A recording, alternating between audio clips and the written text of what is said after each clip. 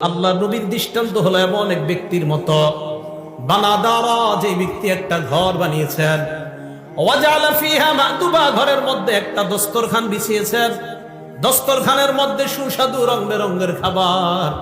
ওয়া বা'সা দাইয়ান, একজন আহ্বানকারীকে বাহিরে পাঠাইছে, যাও রাস্তাঘাটে যাদেরকে পাইবা তাদেরকে দাওয়াত দেওয়ার বলবা এই ঘরের মধ্যে যারা আসবে তারা সুস্বাদু খাবার খেতে পারবে। ফামান আজাবাদ দাইয়া দাখালাদ দার ওয়া আকালা মিনাল মাদুবা।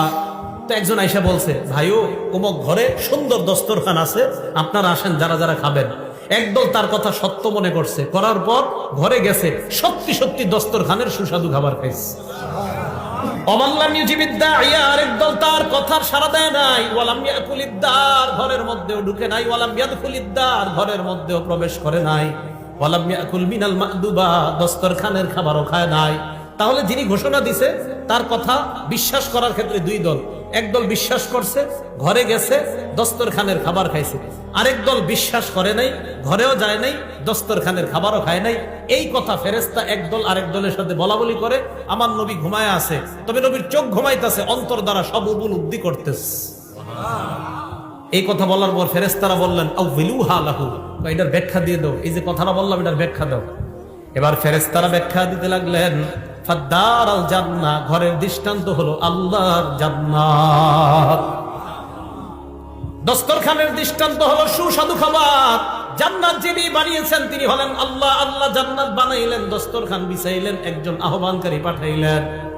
এই আহ্বানকারী অন্য কেউ নয়, এই আহ্বানকারী হলেন যিনি ঘুমিয়ে আছেন, মুহাম্মদ সাল্লাল্লাহু আলাইহি ওয়াসাল্লাম। তাহলে মুহাম্মদ সাল্লাল্লাহু আলাইহি ওয়াসাল্লাম আমাকে আপনাকে ডাকতেছে ওই ঘরের দিকে, ওই দস্তরখানের দিকে। নবীর কথা মানার ক্ষেত্রে আমাদের মধ্যে দুই দল।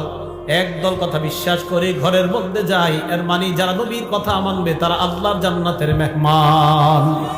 তাহলে তারা জান্নাতের মেহমান হবে। শেষে কি বলে দেখেন, ফামান আতাআ মুহাম্মাদান সাল্লাল্লাহু আলাইহি ওয়াসাল্লাম, যারা আল্লাহর নবীর কথা মেনে নেয় তারা আল্লাহর অনুসারী হয়ে যায়।